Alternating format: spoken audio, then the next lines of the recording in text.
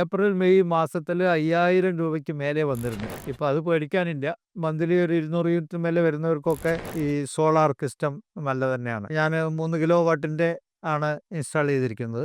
ഇപ്പോൾ മന്ത്ലി വെറും metre rent മാത്രമേ കട്ടേണ്ട ആവശ്യമുള്ളൂ. എനർജി ചാർജ് വരാറില്ല. അപ്പോൾ സബ്സിഡി കഴിച്ചുള്ള എമൗണ്ട് നമ്മൾ കെട്ടണം. അപ്പോൾ ആ മുടക്കിയത് ഒരു 5 കൊല്ലം കൊണ്ട് എന്തായാലും മുതലാവും. ഓരോ വർഷവും മാർച്ച് 31 വരെ കണക്കാക്കി ബാലൻസ് ഇപ്പോൾ കഴിഞ്ഞ 2 വർഷങ്ങളിലും 2500 രൂപ മേലെ KSEBിന്ന് എനിക്ക് റിട്ടേൺ കിട്ടും. ബാലൻസ് വൈദ്യുതി ഗ്രിഡിലേക്ക് കൊടുത്തതിന്റെ. ഇനിയിപ്പോൾ എന്തായാലും ഇലക്ട്രിസിറ്റി നിരക്ക് കൂടി വരികയുള്ളൂ, ഒരിക്കലും കുറയാൻ പോകുന്നില്ല. അപ്പോൾ അങ്ങനെ നോക്കുമ്പോൾ എങ്ങനെ പോയാലും മെച്ചം തന്നെയാണ്. നമുക്ക് ഈ ഇതിൽ ഇൻവെസ്റ്റ് ചെയ്യുന്നത് വലിയൊരു നഷ്ടമായിട്ട് വരില്ല ഒരിക്കലും. എൻ്റെ പേര് സ്വാമിനാഥൻ. കറണ്ട് ബില്ല് ഓരോ മാസവും കൂടി വരികയാണ്. 2 മാസത്തിലൊരിക്കൽ റീഡിങ് എടുക്കുമ്പോൾ 2500 മേലെ കറണ്ട് ബില്ല് വരുമായിരുന്നു. അപ്പോൾ സോളാർ ആകുമ്പോൾ ചെറിയത് ഇൻവെസ്റ്റ് ചെയ്താലും പിന്നെ ഇടയ്ക്ക് കറണ്ട് ബില്ല് കമ്മിയായി കിട്ടും.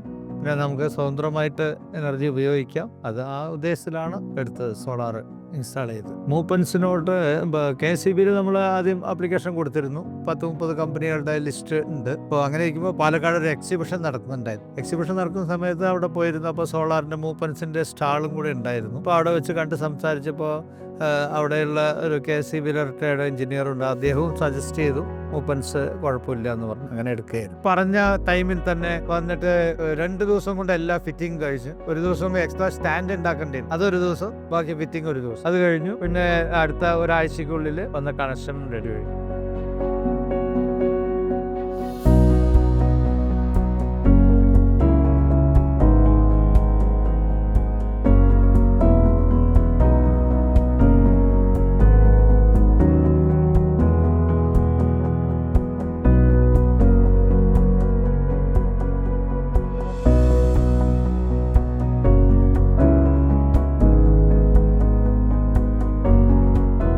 വളരെ നല്ലതാണ്.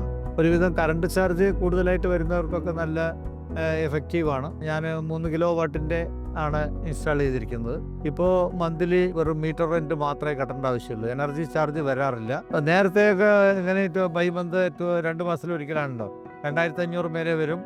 ഏപ്രിൽ മെയ് മാസത്തിൽ 5000 രൂപയ്ക്ക് മേലെ വന്നിരുന്നു. പണ്ടൊക്കെ ഒരു പേടിയാണല്ലോ, കൂടുതൽ യൂസ് ചെയ്യുമ്പോൾ കറണ്ട് ചാർജ് കൂടി വരും. ഇപ്പോൾ അത് പേടിക്കാനില്ല.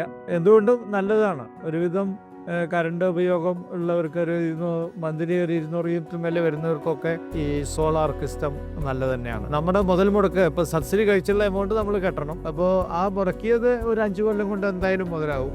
ഇനിയിപ്പോൾ എന്തായാലും ഇലക്ട്രിസിറ്റി നിരക്ക് കൂടി വരികയുള്ളൂ, ഒരിക്കലും കുറയാൻ പോകുന്നില്ല. അപ്പോൾ അങ്ങനെ നോക്കുമ്പോൾ എങ്ങനെ പോയാലും മെച്ചം തന്നെയാണ്. നമുക്ക് ഈ ഇതിൽ ഇൻവെസ്റ്റ് ചെയ്യുന്നത് വലിയൊരു നഷ്ടമായിട്ട് വരില്ല ഒരിക്കലും. ഇപ്പോൾ നല്ല വേനൽക്കാലത്തൊക്കെ 15 യൂണിറ്റിന് മേലെ ഉൽപ്പാദിപ്പിക്കാറുണ്ട് ഒരു ദിവസം.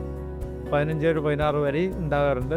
ഏറ്റവും കുറഞ്ഞ ക്ലൈമറ്റ്, തീരെ ചൂടില്ലാത്ത ക്ലൈമറ്റ് ആണെങ്കിൽ ഒരു 5 യൂണിറ്റ് ഒക്കെ ധാരാളം ഉത്സാഹിപ്പിക്കാം. ആവറേജ് എപ്പോഴും 10 മേലെ ഉണ്ടാവും. 10 യൂണിറ്റിന് മേലെ എപ്പോഴും ആവറേജ് ഉണ്ടാവും. അപ്പോൾ ഇത് തന്നെ എനിക്ക് ധാരാളം മതിയാകുന്നുണ്ട്. പിന്നെയും ബാലൻസും ഉണ്ടാവും. ഓരോ വർഷവും മാർച്ച് 31 വരെ കണക്കാക്കി ബാലൻസ് ഇപ്പോൾ കഴിഞ്ഞ 2 വർഷങ്ങളിലും 2500 രൂപ മേലെ KSEBിന്ന് എനിക്ക് റിട്ടേൺ കിട്ടി. ബാലൻസ് വൈദ്യുതി ഗ്രിഡിലേക്ക് കൊടുത്തതിന്റെ ചാർജായി. ഇപ്പോൾ 2 വർഷവും 2500 രൂപയ്ക്ക് മേലെ റിട്ടേൺ കിട്ടിയിരുന്നു. ആവശ്യമുണ്ടെങ്കിൽ കൂട്ടാവുന്നതാണ്. നമുക്കിപ്പോൾ ഇത് 3 കിലോ വാട്ട് തന്നെ ധാരാളമായിട്ട് മതിയാകുന്നുണ്ട്. ഹാപ്പിയാണ്. ഒരു കുഴപ്പമില്ല.